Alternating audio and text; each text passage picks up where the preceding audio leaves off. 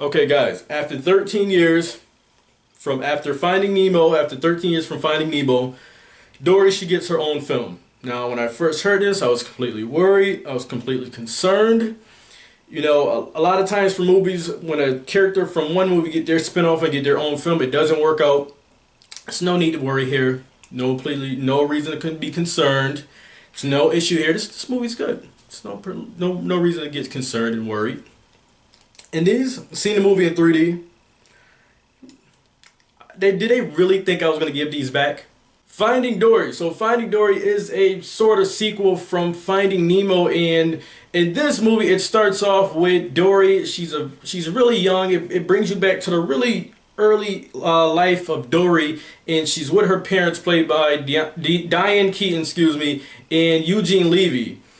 And right off the bat, man, this movie, it brought out a lot of emotion. You know, you see a little Dory, a little fish, and she just forgets things, and you just feel for her right away, and you just see how she just struggles to deal with what she has in her life. But they don't put you through too much of that backstory with Dory, which I was happy about in the beginning, because they brought it out from the jump with this movie.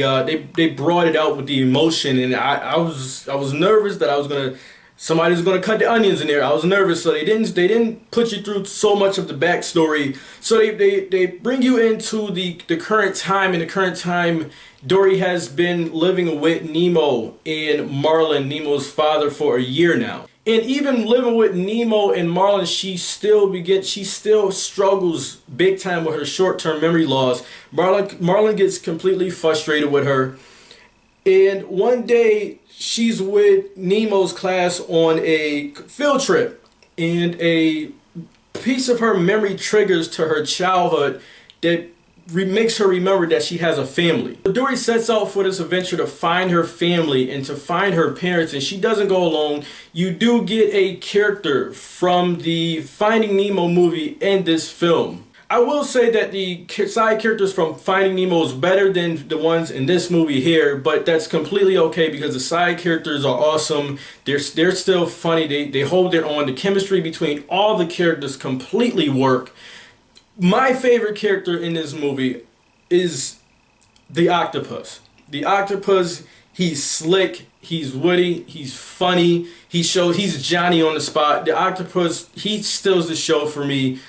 It's still a great, this movie still has, just like what Finding Nemo has, and that's great side characters. And our main characters don't deal with too many other creatures that become issues with them in this movie. It's more obstacles. There's so many different obstacles. This movie, just like how I said at the end of Finding Nemo, this movie is 45 minutes filled with roller coaster rides. It's so many obstacles. The movie doesn't completely stick in the water. They're on land, they're on air. This movie's all over the place. This movie is a true adventure movie. Now, my one issue with this movie is that you can tell that the movie, Dory's short-term memory loss, it can be very short, but when the movie needs things to happen and the movie needs her short-term memory loss, like she needs to not forget anything, she will completely not forget stuff. And then in some scenes she will forget stuff in seconds. And then other scenes it will take a while. But it's a rated PG movie. This movie's for kids, so I can't dock it on my rating system that much. Guys, if you like the Finding Nemo, you will enjoy Finding Dory. If you love the whale talk, there's plenty of whale talk in this movie for you. I enjoyed this more than Finding Nemo. This movie has replay value for me. Finding Nemo doesn't have replay value for me. So I'm going to have to say, I got to give Finding Dory an 87 out of 100. I had a very good time. I laughed. There's adult material in here for the adults. It's an adventure. This movie it's such a roller coaster ride. It hits you right here in the feels. If you start crying in this movie, I wouldn't judge you. I wouldn't doubt you. They do have a short film in the beginning before the movie of Dory. I think it's called Piper. Anyone you want to test, if anyone you want to test to see that they have no heart, that they're complete douchebags, you have to sit them down and have them watch that short film.